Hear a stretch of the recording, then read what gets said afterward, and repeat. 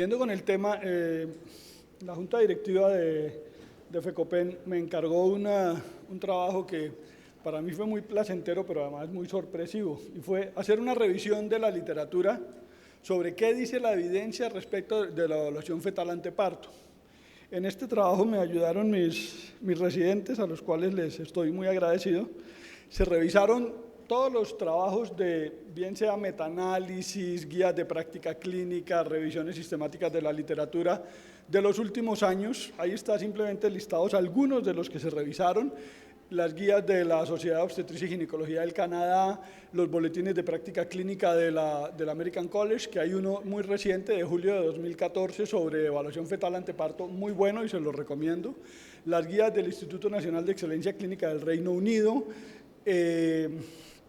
Se revisaron además la colaboración Cochrane, guías alemanas y artículos de revisión donde están inclusive un muy buen artículo de revisión del doctor Agustín Conde, colombiano, trabaja en el NIH, que también vale la pena revisarlo. Bueno, después de muchas revisiones y muchas cosas, durante los siguientes 20 minutos les voy a contar no lo que yo opino, sino lo que dice la evidencia respecto de la evaluación fetal anteparto. Primero, ¿cuáles son los objetivos de la evaluación fetal anteparto? Y esto es muy importante. El primero, prevenir la muerte fetal. Creo que en eso estamos de acuerdo todos, no hay nadie que vaya a controvertir. Optimizar el tiempo de parto, minimizando la morbilidad neonatal, también es sumamente importante. Pero aquí es donde empezamos con los problemas, porque el tercer objetivo de la evaluación fetal anteparto, y que no es nuevo, eso no es una invención de ahora, pero que yo creo que nosotros tendemos a olvidar, es esto: evitar la intervención innecesaria. Y ahí es donde uno tiene que poner el énfasis en qué me ofrece cada prueba de evaluación del bienestar fetal. Porque es que yo no solo necesito que me detecte los fetos afectados para sacarlos y evitar que se mueran o se dañen, sino que necesito que me detecte los fetos sanos para evitar intervención innecesaria. Y ahí es donde vamos a empezar a patinar, como ustedes van a ver. ¿Cuál es el fundamento? La evaluación del bienestar fetal simplemente se basa en que el feto responde a la hipoxia con una secuencia de cambios biofísicos que son detectables por diferentes métodos. Estos cambios son inicialmente signos de adaptación a la hipoxia y finalmente signos que ya más tardíos son de descompensación respecto a la hipoxia y aparición de la acidosis.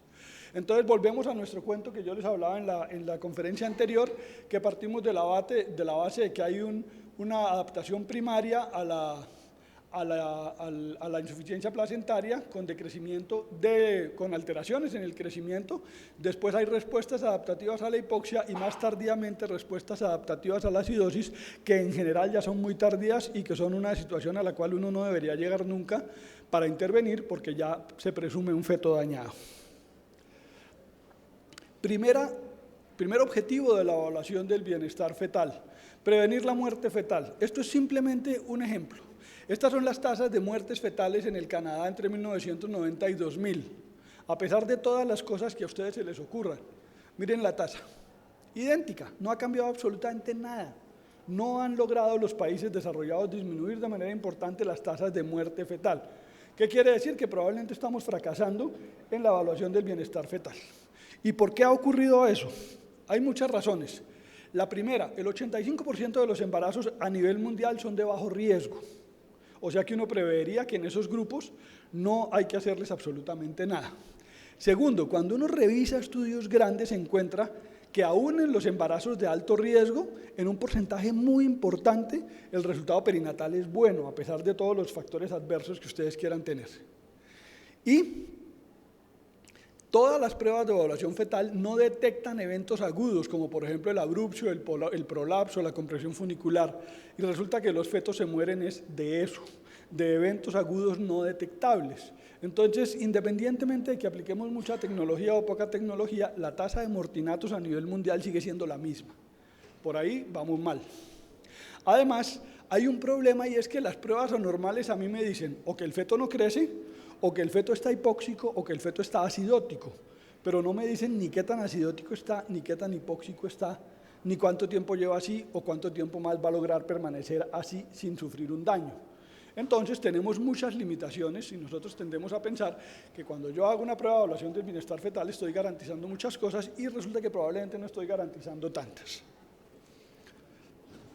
Otra vez volvemos, esta tablita tan complicada es simplemente lo mismo que les mencioné yo en la pasada conferencia. Primero se afecta el crecimiento del feto, después se afecta la oxigenación y después se afecta el metabolismo ácido-base. Y, por lo tanto, primero deberíamos aplicar pruebas que evalúan el crecimiento, después deberíamos aplicar pruebas que evalúan el comportamiento y, finalmente, pruebas que evalúan el estado ácido-básico del feto. Entonces vienen una serie de preguntas. Entonces, ¿cuál es el valor predictivo negativo de un test de evaluación fetal normal? Entonces, miren ustedes, la monitoría fetal sin estrés cuando está normal tiene un valor predictivo positivo del 99.8%. Ustedes ven que los Ns, el número de total de casos sobre los cuales se hicieron estos números, son bastante buenos. El perfil biofísico también es muy bueno.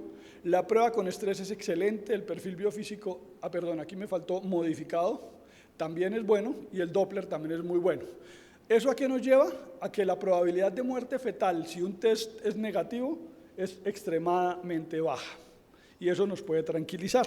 Entonces, hasta ahí decimos, uy, la evaluación fetal sí sirve, chévere, hagámosla, pero vamos a ver otras cositas. Aquí es donde la cosa se complica. ¿Cuál es la tasa de falsos positivos de un test anormal? Cuando yo tengo un test alterado, ¿qué tan confiable es esto y qué tanto le puedo creer? Entonces, miren que el non-stress test tiene una tasa que depende del estudio que uno revise, oscila entre el 55 y 90% de falsos positivos. La prueba con estrés, entre el 35 y el 65% de falsos positivos. El perfil biofísico, 40-50, el modificado 60. ¿Eso qué quiere decir? Que hay una baja probabilidad de que un feto esté afectado si el test es anormal. Y ahí nos estamos metiendo en un terreno sumamente complicado, que es el terreno de la iatrogenia.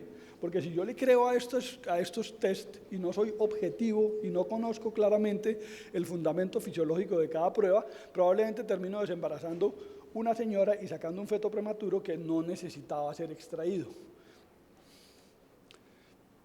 Entonces, ¿cuáles son las indicaciones? En la unidad donde yo trabajo, que nosotros atendemos, digamos que no post, sino un estrato medio de medicina prepagada, todos los días es el dolor de cabeza que llega la paciente a hacerse que vengo para un perfil biofísico porque el doctor fulanito me lo mandó. Bueno, ¿y por qué le ordenan el perfil biofísico? No, es que el doctor fulanito me lo mandó. Pero mi señora, ¿por qué le ordenan? Porque el doctor fulanito me lo mandó. La señora tiene 28 años, tiene 37 semanas de embarazo, una altura uterina de 32, el crecimiento por ecografía es normal, el líquido es normal, no tiene indicación para un perfil. Entonces, ¿qué pasa? Que si yo tengo una tasa de falsos positivos elevados en una paciente sana, voy a terminar interviniendo un embarazo que no necesitaba. Entonces, lo primero que dice, y lo dicen todas las guías de práctica clínica que revisamos, es la evaluación fetal anteparto no está indicada de manera rutinaria en embarazos de alto riesgo. Y si yo logro de bajo riesgo, discúlpeme, ¿sí? Y si yo logro que ustedes compartan este criterio conmigo, me voy muy contento de esta conferencia. Entonces, la evaluación fetal anteparto se hace por indicación. Ahí hay una lista de indicaciones que incluye muchas cosas. Por ejemplo, incluye la disminución de movimientos fetales, incluye la restricción del crecimiento intrauterino, la preeclampsia, la diabetes, el oligoamnios, bueno, etcétera, etcétera, etcétera. Pero primer concepto, no es una herramienta para uso en población general. ¿Por qué? Porque cuando uno la usa en población general, lo único que logra uno es sobrediagnóstico y, por lo tanto, iatrogenia. Entonces, asumiendo que solo se hace por indicación, en indicaciones muy precisas que están listadas ustedes revisan cualquier guía y ahí están todas las indicaciones. ¿Cuándo se debe iniciar? Entonces, hay muchos factores a considerar cuando yo voy a iniciar la vigilancia fetal. El primero, ¿cuál es el pronóstico sobre vida neonatal en la institución donde yo me encuentro? Probablemente, por ejemplo, nosotros tenemos una institución que tiene neonatólogos que yo sé que le entrego un feto de 28 semanas a un neonatólogo de mi institución, y la probabilidad de que este feto salga vivo, sano, indemne y que tenga una vida normal es altísima, ¿sí? Probablemente en Itzmina, Chocó, pues antes de semana 36 las probabilidades de lograr eso son otras, pero es que allá no hay neonatólogo, no hay incubadoras, o si hay, entonces el recurso es muy limitado. Entonces yo tengo que evaluar mi institución, yo dónde estoy parado, ¿sí? Y tengo que ser realista. Segundo, ¿cuál es el riesgo de muerte fetal de la condición que yo estoy evaluando? ¿Sí? Entonces, si el feto, la paciente está preeclámptica o está descompensada, el feto tiene una restricción, tiene oligoamnios, pues probablemente la probabilidad de que el feto se muera es muy alta. Si me consultan por disminución de movimientos fetales, la probabilidad es otra y tengo que evaluarlo. Tercero, ¿cuál es la severidad de la condición materna? Y por último, ¿cuál es el potencial de prematurez que me aporta en la prueba que yo voy a aplicarle a esta paciente? O sea, ¿cuál es la tasa de falsos positivos? Todas las guías coinciden, y en esto respondo a una pregunta que me hizo un doctor muy amablemente al final de la charla, personalmente ahí atrás, ¿cuándo iniciar la evaluación fetal? Todas las guías dicen, en general, como una norma, a la semana 32. Se puede iniciar antes, siempre y cuando yo, después de hacer un análisis juicioso, llegue a la conclusión de que el parto específico para este feto es más benéfico que dejarlo adentro. Pero en términos generales, semana 32. ¿Cuándo debo hacer el test? ¿Qué tan frecuente debo hacer el test? Entonces aquí hay que clasificar dos tipos de patologías, eventos transitorios y eventos permanentes. El evento transitorio más común, la disminución de movimientos fetales, entonces esto es una prueba aislada. La paciente llega con disminución de movimientos, le hago una prueba, la prueba está normal, la paciente se va a su casa y probablemente hasta ahí llegó el asunto. Otra cosa es cuando tiene un evento permanente, como por ejemplo una restricción en el crecimiento intrauterino, una preeclampsia severa, bueno, etcétera, etcétera. Y en ese caso se aplican pruebas seriadas. ¿Con qué frecuencia? La prueba debe ser realizada semanalmente si la condición de la materna es estable y la prueba es normal. Entonces la paciente tiene una preeclampsia que no es evolutiva o una restricción que va más o menos bien y la prueba es normal, yo le digo venga en una semana. Pero si tengo, o si no, debo hacerla cada 4 días cuando la condición materna es evolutiva, la de preeclampsia se está deteriorando rápidamente o la prueba que yo apliqué es límite o insatisfactoria o no me deja tranquilo. Entonces vean que hasta ahora van cosas claves, cosas concretas para aplicar a la vida diaria en nuestro ejercicio. Cuando el test es anormal, ¿yo qué hago? Lo primero, considerar el contexto clínico y corregir la causa. No es lo mismo una prueba fetal, digamos una monitoría sin estrés, no reactiva porque la madre llegó con un estatus asmático y está hipoxémica, pues la solución para eso no es hacerle una cesárea, la solución es corregir el estatus asmático, mejorar la disfunción respiratoria de la paciente y probablemente en esa medida el feto va a mejorar. O si no, cuando el test es anormal, siempre se recomienda, y esto lo recomiendan todas las guías de práctica clínica que nosotros revisamos, una segunda prueba. ¿Por qué? Porque ya sabemos que las pruebas tienen una tasa de falsos positivos muy alta, tienen un valor predictivo positivo bajo y hay que minimizar la iatrogenia. ¿Por qué? Porque la iatrogenia en este caso significa prematurez y podemos terminar haciendo más daño que bien. Entonces siempre segunda prueba. Entonces como siempre segunda prueba, ¿cuál segunda prueba? Entonces, cuando los movimientos fetales están disminuidos, y ahorita vamos a ver que todavía se consideran los movimientos fetales disminuidos como la primera prueba de evaluación del bienestar fetal, digamos, ¿sí? Se debe practicar una prueba sin estrés o un perfil biofísico modificado. Pero si la prueba sin estrés o el perfil biofísico modificado están alterados, yo debo ir a un perfil biofísico fetal convencional o una prueba con estrés. Y si el perfil biofísico está en 6, repetir a las 24 horas. Si está por encima de 8 es normal y si está en 4 o menos, parto inmediatamente. Y con el Doppler umbilical, la mayoría de los estudios lo que evalúan es el Doppler umbilical aislado y no el perfil hemodinámico fetal por Doppler, que incluye todos los vasos. Y la recomendación es esta. Cuando hay una relación AB elevada, pero solo elevada, se puede llevar el embarazo hasta la semana 37, pero más allá de la semana 37 no tiene sentido continuarlo y se debe terminar el embarazo. Cuando el flujo está ausente, se debe hacer seguimiento seriado, idealmente llevar a la paciente hasta semana 34 y en semana 34 terminar el embarazo. Y cuando el flujo está reverso, no se debería pasar después de la semana 32 y obviamente hay que complementar el estudio de Doppler umbilical con Doppler de cerebral media, flujos venosos, etcétera, etcétera. Ahora vamos a mirar, ya para terminar, consideraciones específicas para cada test. En la literatura americana no, pero en la literatura inglesa, sobre todo, y europea en general, todavía siguen considerando la medición de la altura uterina como una prueba de evaluación del bienestar fetal. Es una prueba que es altamente económica, que es rutinaria y que por lo tanto, y que se hace de manera muy frecuente en todos los hospitales. Detecta fetos pequeños, pero no discrimina si el feto tiene una restricción de crecimiento intrauterino o es un feto pequeño constitucionalmente para la edad gestacional. Tiene una sensibilidad mala, pero una muy buena especificidad. Estos números mejoran cuando yo diseño curvas específicas para mi población y cuando hago mediciones seriadas, idealmente siempre por el mismo examinador. Cuando el examinador ve que se está quedando la altura uterina, indica un ultrasonido. Por ejemplo, la ley inglesa autoriza solamente un ultrasonido rutinario durante el embarazo, solo uno. El resto tienen que ser por indicación, y una de las formas de justificarlo es cuando la altura uterina no crece. Siempre aplicación de la segunda prueba. El conteo de movimientos fetales por protocolo.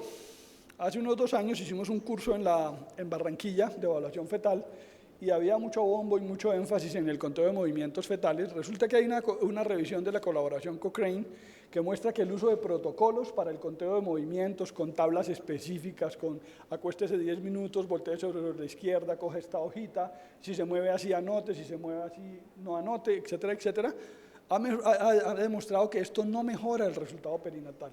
El número necesario a tratar para detección de óbito fetal es de 1 en 1250, es muy alto, ¿sí? Y lo que sí encontró la colaboración Cochrane es que cuando se instauran protocolos específicos de conteo de movimientos fetales, se logra un aumento muy importante en el número de consultas y en el número de paraclínicos por embarazo, básicamente porque genera un aumento muy importante de la ansiedad de la madre. Entonces lo que se le debe decir a la mujer es, usted debe evaluar de manera autónoma cómo se mueve su feto. Y una vez que usted ya lo tenga claro, el día que usted sienta que se mueve menos o que se mueve diferente, avise. Sigue siendo una señal de alarma, pero los protocolos de conteo de movimientos fetales no son útiles. El ultrasonido obstétrico por biometría es probablemente la mejor herramienta para diagnóstico y seguimiento de restricción de crecimiento intrauterino. La recomendación es no usar, perdonen que aquí se me fue una no usar en población general. Nosotros lo usamos de manera muy rutinaria y pienso que los americanos son mucho más liberales y también lo usan mucho más, pero como les digo, en Canadá, en Inglaterra, donde los sistemas de salud están muy bien normatizados, solamente autorizan un ultrasonido rutinario. La cardiotocografía, está claro que su uso en población general sin indicación médica no es útil. Genera sobrediagnóstico y iatrogenia. Los cambios en el test son tardíos en el proceso de instauración de hipoxia-acidosis, básicamente porque los cambios lo que nos detectan es adaptación a la hipoxia o presencia de acidosis, razón por la cual pues ya eso es el estadio terminal de un continuum y tiene más utilidad intraparto que anteparto, porque para llegar de manera anteparto a esta condición tiene que estar el feto ya muy deteriorado. La medición del líquido amniótico es muy interesante porque, bueno, todos sabemos que es el reflejo indirecto de la perfusión esplácnica fetal y que se considera oligoamnios cuando el índice de líquido amniótico está menor de 5 o el lago único es menor de 2. Estudios comparando índice amniótico contra lago único, encontraron que predice mucho mejor el resultado perinatal el lago único. Entonces, lo que dicen las guías es, en presencia de oligoamnios, haga caso omiso del índice de líquido amniótico y guíese únicamente por la técnica del lago único. En el Doppler fetal, pues tenemos las arterias uterinas, no mucho que decir, predicen preeclampsia o restricción de crecimiento, son útiles en poblaciones de alto riesgo o como prueba de tamizaje, no como prueba de diagnóstico. La umbilical es el test primario de evaluación de función placentaria, está indicado en alto riesgo o en seguimiento de restricción de crecimiento intrauterino. La cerebral media es simplemente un reflejo de redistribución fetal, o sea, adaptación a la hipoxia, pero no refleja la condición ácido-básica del feto, razón por la cual no sirve, por lo menos en embarazos tempranos, para toma de decisiones en términos de terminación del embarazo. Y los flujos venosos, cuando se alteran, reflejan hipoxemia miocárdica y presencia de acidosis, razón por la cual son la herramienta útil para toma de decisiones en términos de definir el momento del parto, sobre todo en embarazos tempranos. El perfil biofísico identifica hipoxemia con una sensibilidad y especificidad bastante buena, pero todos los estudios muestran lo que ya todos sabemos, y es que no es costo efectivo. Es una prueba muy cara porque requiere personal especializado, tiempos largos, razón por la cual cada vez más se opta por el perfil biofísico modificado porque se encuentra que desde el punto de vista de desde el punto de vista de su desempeño en términos epidemiológicos, es bastante similar al perfil biofísico fetal con una menor relación de costo-efectividad, lo cual lo hace mucho más interesante. Conclusiones. Aquí simplemente copié literalmente las conclusiones de la guía de práctica clínica del American College de 2014. Son muy pocas las conclusiones que tienen nivel de evidencia A. Lo que ya les mencionaba, el uso del lago vertical en contraposición al índice de líquido amniótico favorece el uso del lago único en líquido amniótico. El uso de Doppler en fetos restringidos es la prueba de elección. Los resultados anormales, bien sea en pruebas sin estrés o perfil biofísico modificado, deben ser seguidos de una segunda prueba. No se debe iniciar evaluación fetal anteparto antes de semana 32, salvo en condiciones específicas. Y los test deben ser repetidos periódicamente.